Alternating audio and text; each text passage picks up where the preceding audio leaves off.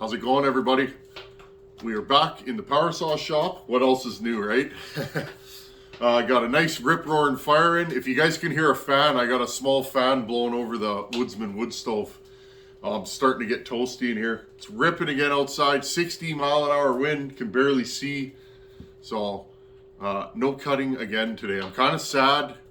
It's supposed to warm up tomorrow. Hopefully it's not too windy and we'll put some bars on a couple saws and go cutting. In the meantime, I want to get going on this Echo CS590. Go and check the last video in the playlist. This saw is in a playlist. Every saw I do on this channel is in a playlist, but this one specifically is in a playlist. Go and check that out and kind of see the trials and tribulations. I had some interesting feedback from a couple of you, a couple of emails, and I love the feedback. That you guys found it interesting that I was having troubles with a new saw. Well, friends, I typically port old saws. This thing is a totally different ball of wax. That's kind of why I wanted to do it.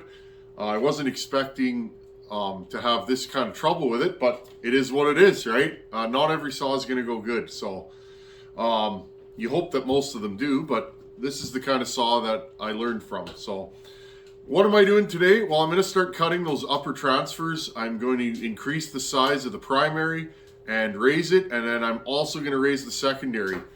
I might open the primary about a degree before the secondary. I haven't decided yet, but that's what we're doing today. Basically, what I'm doing is I am lowering how many degrees the case is under compression, and what that means is from the time there's a certain amount of degrees between when the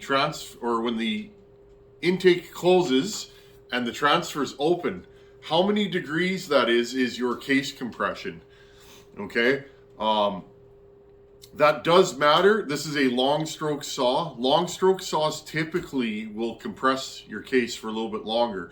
They'll tolerate higher transfers and stuff like that because they physically squish the bottom end for longer.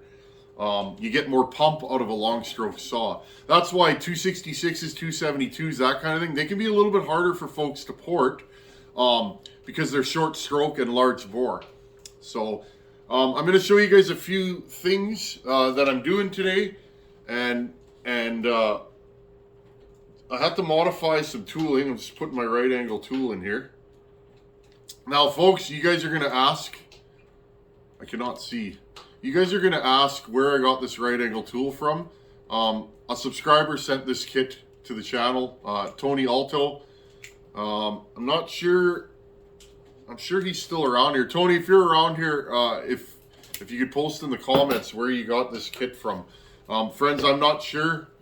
It is a YIPIN, Yipin, and it is a 093A is the model of it. Okay, so basically right now what I'm going to do is I'm going to start modifying my transfers and get the height increased, okay, which means less blowdown and less case compression. I'm just going to show you guys what I did here. Okay, what I did is I cut down various tooling that I have. Now, typically when you're doing upper transfers, there you go. When you're doing upper transfers, friends, you don't want to use anything too aggressive because if you get chatter, you can chip the plating. You guys remember I chipped the plating on that 268 giveaway saw. Just be careful, slow and steady. I'm going to use diamond burrs and just take my time. Okay, now the other thing is you have to make sure that your right angle will physically fit in the bore. This bore is very small. I just have enough room to go in there. If you don't have a Fordham, I've done it in the past. Take a round cutter and you got to go down on an angle with your straight shaft. I've done it. It works. You can probably do a better job with this. So if you don't have really strong hands with a straight shaft, you're gonna kick around and hit the plating. Maybe put some masking tape on the plating on the bore, and that way if you skip across you won't damage anything. That's my tip for you guys. So that's what we're doing, and hopefully this goes good. And just like always, we put the cylinder back on. Okay, I have my piston stop. Here, I'll move you guys up here a little bit. Got my piston stop in there. You want this to hit the edge of the bore, okay? Spin it around.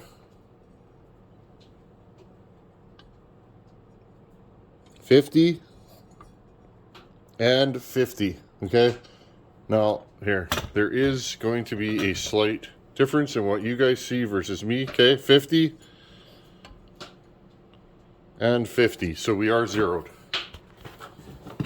Okay, so now what I'm going to do, I just put a couple of bolts in. That's enough for what we're doing. If you want to put all 4 in, have at her. Just making sure my zero is good. It was bang on right away. This has been sitting on the bench since the other day when I was working on it. Okay, pull your 2 bolts out. These are like a still. I believe they are T27.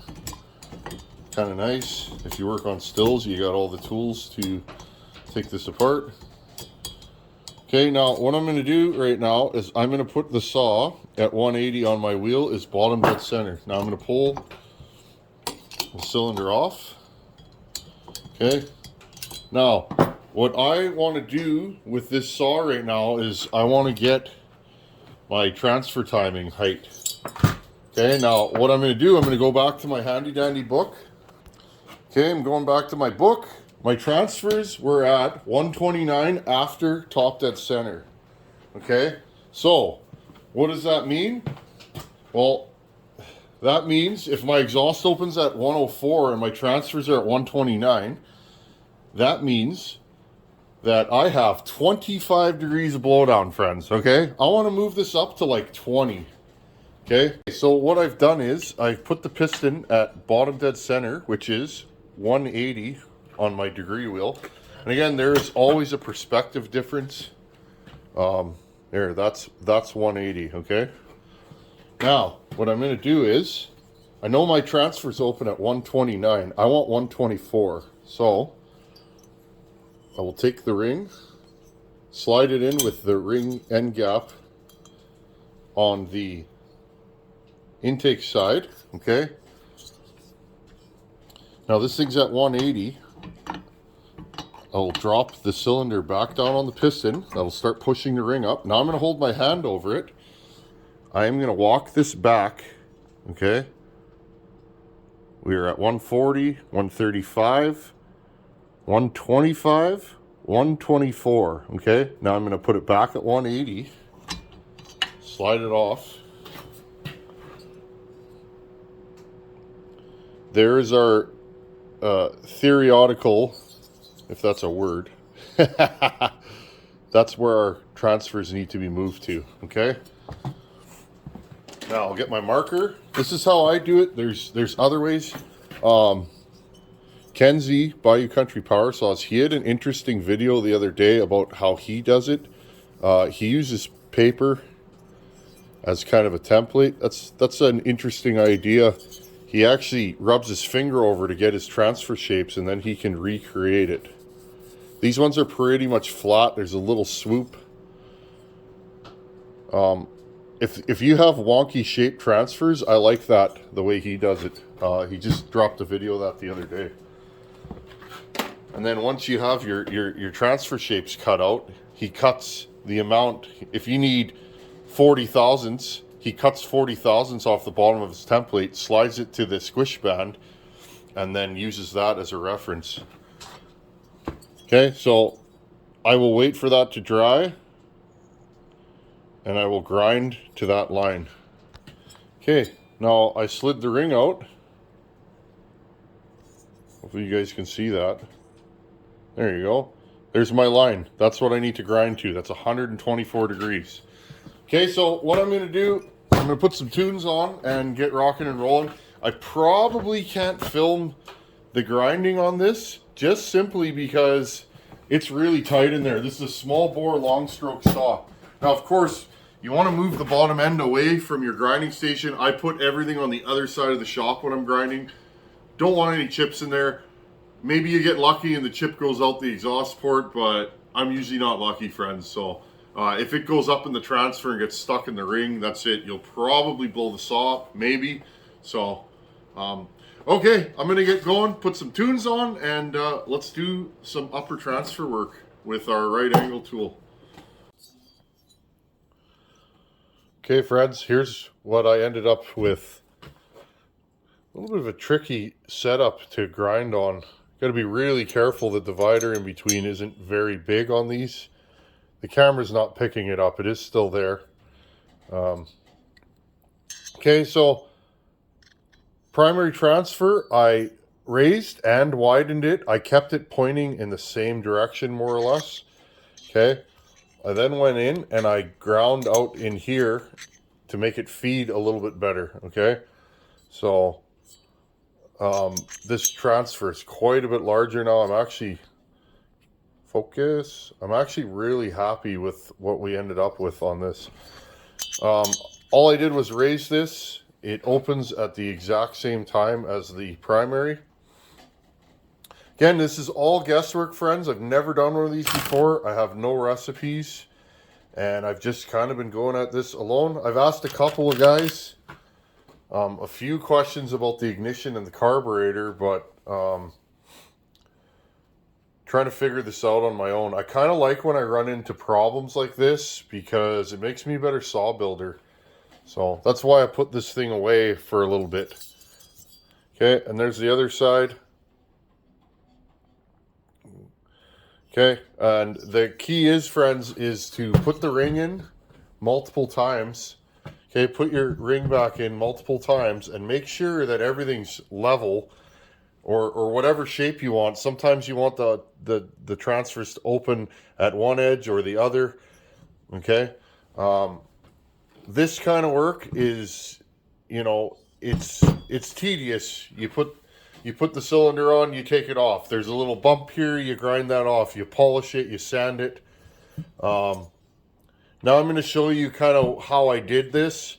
That secondary transfer is at quite the angle. It's very hard to get in there. So props to you guys that poured Echoes, or specifically these. They're kind of tricky to do. I will say this is one of the harder cylinders to get into that I've ported. So not just because it's smaller bore, but just the shapes of everything. It's kind of tricky. So there's our cylinder. It took me about 2.5 hours. Just taking my time. I had the tunes on and just very, very slowly. When you're moving 4 transfers like that, slow and steady wins the race. At least that's how I do it.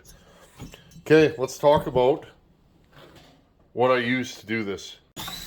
Whoa, do not step on your Fordham pedal as you're sitting down. Ooh, that scared me. Friends, if you're going to port your 590, I know there's a lot of you out there that have been waiting for me to do it. There's lots of other guys that do these. But you guys like to see what the Tin Man's doing, which I appreciate. I'm just going to undo my air hose here. This was very difficult to get in here, not just because this is a small bore cylinder. Look, there's not a lot of room in there. The secondary transfers, friends, are like this, okay? Totally something different. Everything is different about the porting on this saw. The timing numbers, the transfer shapes, the fact that the primary is smaller than the secondary, everything about this saw was different, including porting it. Now, for the life of me, I did the primaries with my right angle tool, and I got in there and did it like this, okay? The secondaries, because they're at such an angle, you almost got to be like that. The problem is you can't get your tool in there, okay? So what I ended up doing is I actually ended up porting the secondaries with my straight shaft, going in there and doing it like this so that I could maintain my angles. Roof angles do mean something, and play with them. You know, how can I explain this? It's not just the size and when the transfer is open, but it's also the angles of the transfers. So if you're not sure the outcome, try and keep your stock angles the best that you can. So if you got your right angle tool in there, if it's straight, grind straight. You know what I mean? If it's at a slight angle, grind on an angle. and you shouldn't have any trouble if you do that. So, so basically now, friends, we have, this saw is at 104 on the exhaust, where were we at, friends? We were at 129 on the transfers. I moved them to 124. So this saw now has 20 degrees of blowdown. I did not touch the intake or the exhaust, okay? And we're gonna go from there. The next thing I'll do with this saw is I'm gonna take it inside and I will actually run water through the transfers and check the flow pattern, okay? And then I'll rinse it out. I think these transfers should be good. When I was cutting my transfers, I was actually looking straight down into the cylinder and holding this at the same angle and then the same angle. So, and the only other thing I did primary wise is I took my Fordham and I actually opened up. They were like this before. Now, because I cut my secondary transfer further back, I ended up cutting this back, you know, the one wall back so that it'll flow. Again, just trying to get this thing to breathe. This saw's been a little bit of a struggle for me, but with any luck, friends, we will have a running power saw very soon. My buddy Caleb, I'd like to get this saw back to him, and then we can do some more down the road. But so basically, once you're done doing your upper transfers, take your diamond burr. This is what I use. It's just a little round diamond burr. I use this for finish work and for chamfering, and I go around and as good as you can, that sharp edge, run it across and break that edge down so that instead of it being like this, it ends up like that, okay? And that should keep your plating in place and you know, keep you out of trouble. You don't need a huge chamfer on transfers is what I find, just because the ring doesn't really go into the transfers. It's the exhaust port where you got to really worry about your chamfer, right? Because that ring does go in and out of the exhaust port.